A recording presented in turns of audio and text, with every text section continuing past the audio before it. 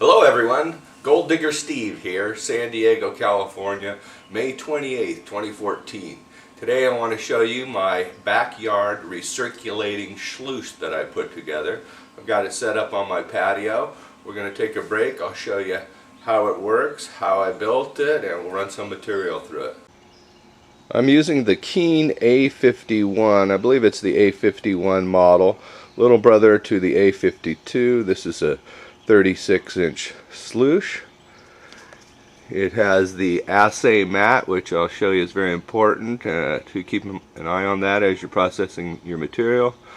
It has the riffles and carpet. Works real good. Most of the gold is going to be caught right up in that first section. I've got it set up at about a 4-inch drop. It's a little more than the 1 inch per foot, but it works real good in this situation. You'll also notice I have an adjustment here. I can adjust the angle of the sluice by moving a metal bar up and down, and that works pretty good. It's a pretty simple setup. There's just a board in the front that holds the front end of the sluice with one single screw to keep it from moving forward. I've taken the sluice box off to show you the inside of the tub. Basically I have one Home Depot 5-gallon bucket with a brick in the bottom to keep it down when the water starts filling up and so on. All your tailings are going to drop off into that bucket. You empty that bucket rather than the whole basin, which makes it a little bit easier.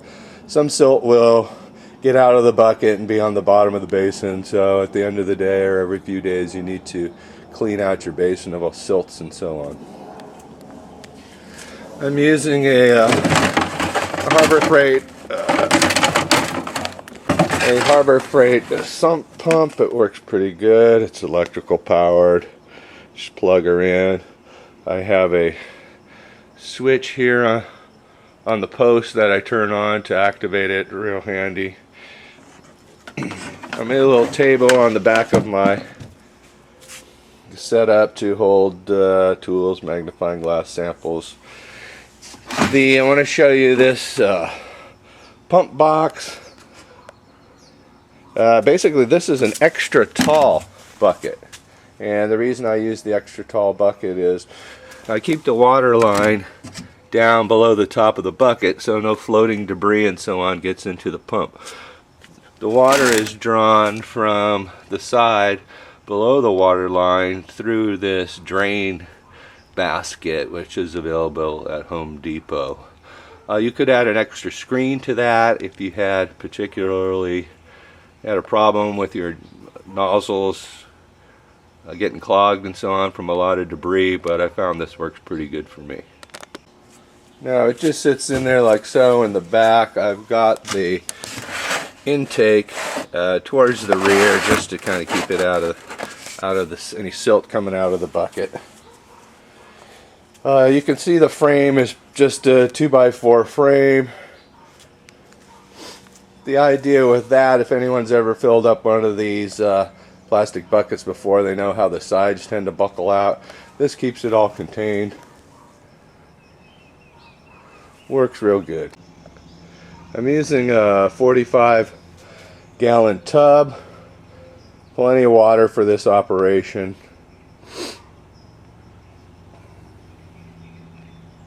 Let me go ahead and show you the jet system. Here's a shot of my spray bar in position. Basically, it's made out of PVC. I've got, 11 holes along the back,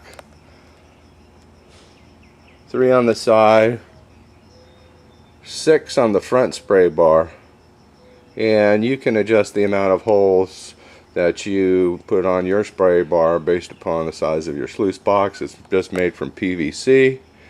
None of the parts are glued together. That allows me to make some adjustments. I haven't had it blow apart, so it's been working pretty good. I have a hose running from the pump directly up to the spray bar. There's no real flow adjustment on this one because the way it's set up with the number of holes in the spray bar and so on, it works pretty good. So let me get this in place, show you how that goes in. Okay, I'm going to put the spray bar in place. First I wanted to show you this little piece of wood I put in the back of the sluice to keep water from backflowing over the top. It's just a wedge fit. Works real good. I'm going to put my spray bar into position here. It just sits on there like that. And I have a clamp. I used to use 2 clamps, but I found 1 clamp is sufficient. Clamp that on there, kind of holds everything in place. So that's the basic design of the recirculating sluice box. 45-gallon tub, 36-inch sluice, 4 inches of drop, Home Depot pump, and 2 buckets inside to sort out the silts and the tailings. So I'm going to get some material and we'll do a test run. Here's 8 buckets of material that I brought back from Arizona. I was out there visiting my friend Bruce, the Pan Man, and his wife Honey. We went out prospecting in an area by Lynx Creek, and I was only there for 1 day, so we got as much material as we could. We were sampling along the way and seeing some finds, so hopefully we'll have a accumulation of gold at the end of the day. I'm using a garden hose to fill up the sluice. Takes a few minutes. While we're waiting for that, I'll go ahead and shut her down. We'll come back and fire this baby up. Okay, we've got the sluice box full of water now. The water level is about 2 inches below the top of the orange bucket. That allows for when some material comes into the bucket, the water level is going to come up some, so I just keep it a little low at first. You can see the water level on the pump bucket is way below the lip, keeping the top debris out and pulling the water in from the middle. This pump has a switch on it, a float switch, so I'm going to just clamp that up so it stays on.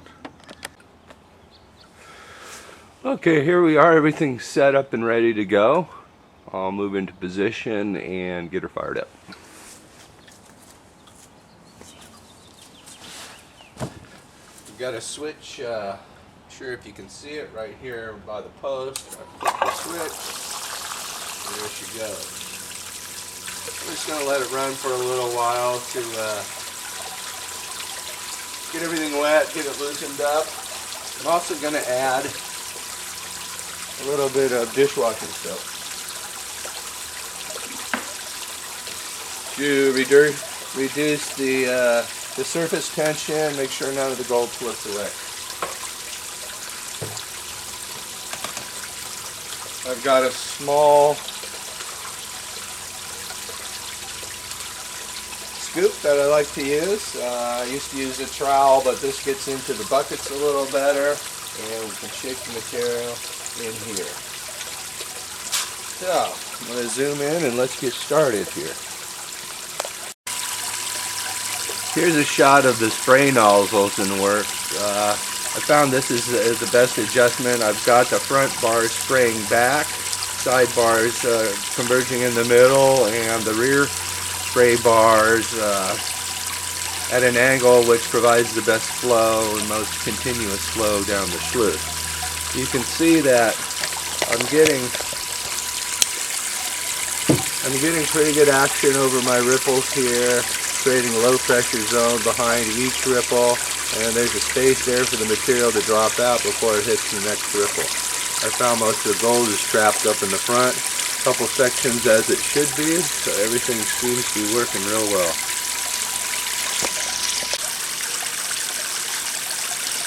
Now as I start to add some material, you can see in the middle we've got sort of a turbulent section, and that's exactly where I'm going to drop the material in, let it stratify, As you can see, it stratifies right away, especially if it's wet. If it's dry, it may take a little longer.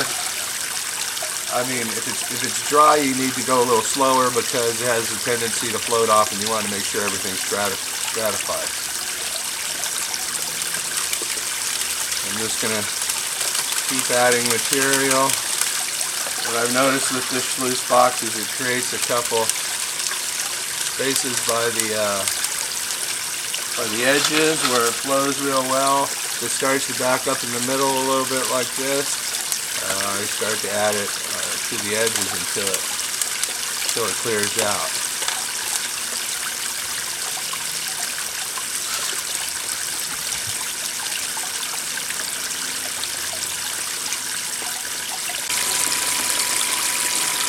It's very important to watch your assay mat, especially if you're in a new area, to determine whether or not you're getting any gold. You'll find that gold is going to stick into this assay mat real well, and I doubt if you're going to be able to see this, but we do have some. One of the nice things about the home sluice box is if I start to see gold on the assay mat, I can turn her off, and gives me a little better view of what's going on there. So, I'm not sure I can get this to focus here.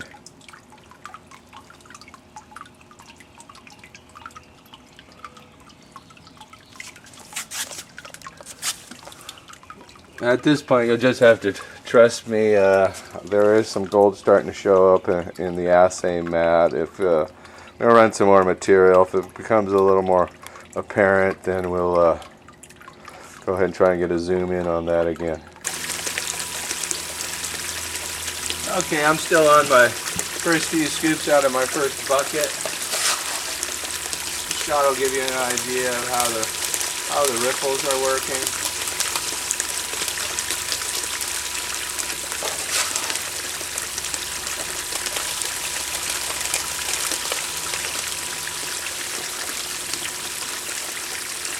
You can see they tend to load up a little bit in the middle, but it's moving the material down and through. You never really want to put your hands in there to clean your riffles. Let the machine do the work, let the water do the work. If it is a situation where you have some rocks and you want to clear it out, use a stick, or this is a pen, rather than putting your fingers in there and disturbing the flow, and you can get that material out of there.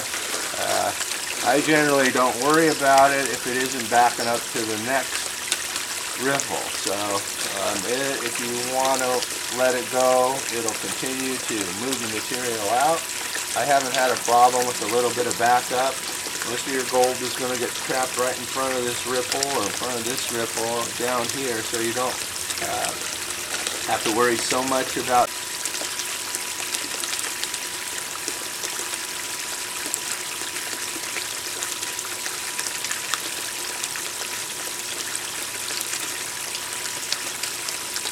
The camera shut off. I'm not sure where I lost you. Basically, we're running some material here that we got from Arizona. I put a few scoops through, showing you how the sluice is working, watching the assay mats, watching your riffles so they don't back up, adding material, and you can keep adding material at a fairly constant rate.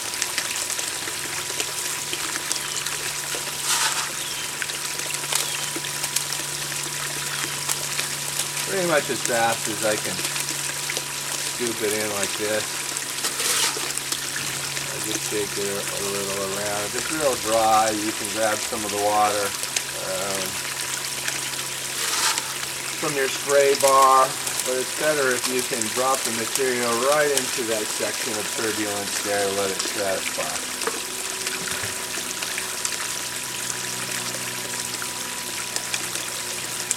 You can see how the ripples are clearing out. This one's coming back. It's almost getting back to this ridge here, but it is clearing out. You can see. Okay, here we are pretty much at the end of our material run here. I've already done one clean out I just want to mention something I left out before. That is, I have a, this is I think a 1/12 inch classifying screen catching my tailings as they come off the sluice, just so the bucket doesn't load up. Then I'll dump them into a separate bucket over here as the classifier fills up. So it's a pretty handy way of keeping a lot of material out of your bucket as you move along. Silt gets trapped into the bottom bucket, but it takes 3 or 4 buckets before you have to empty the silt out. So I just got a little bit of material left. I'm going to go ahead and run it. We've got some gold. If you can see that, we've got some gold there in the assay mat. So zoom her out. I'm just going to finish up this material real quick, and then we'll do a clean up.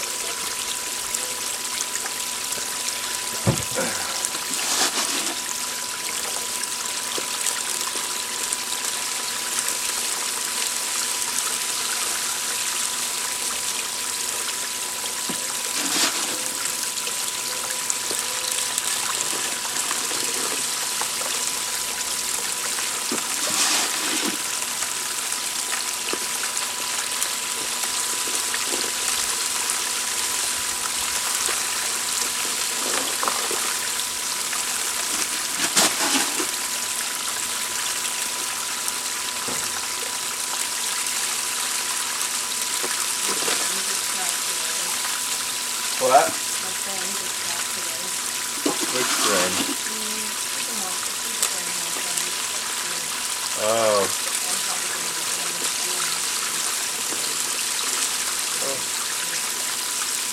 Bummer.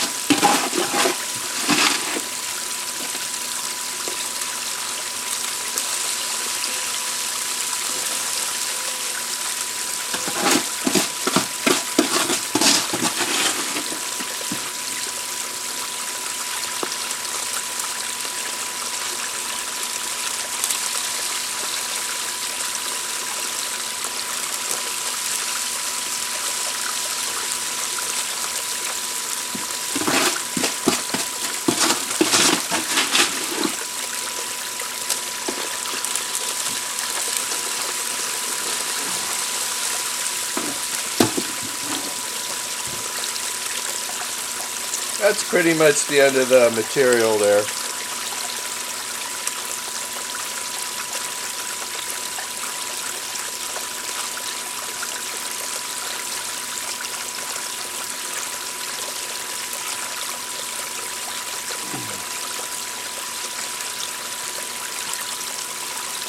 Let's see if we can pick up some of the gold in the assay box.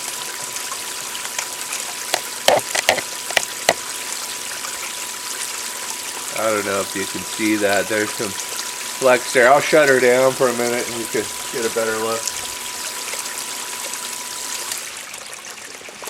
Like I said, that's one of the beauties of the backyard sluice. You can get in there with shut your water off and check your assay mat. Not sure if you can see that. Might be a little better. We've got some flakes and fines there, and caught up in the assay mat. Gives you a good indication of your gold, what might be there down below. I found you're going to catch most of your gold in not most, but you're going to catch a good amount of gold in your assay mat so that you can really see what's going on. So that works out good. Okay, I'm going to do a final cleanup for the pan man, show them what we got. And that pretty much concludes the demonstration of my backyard sluice here. Hope you enjoyed the show.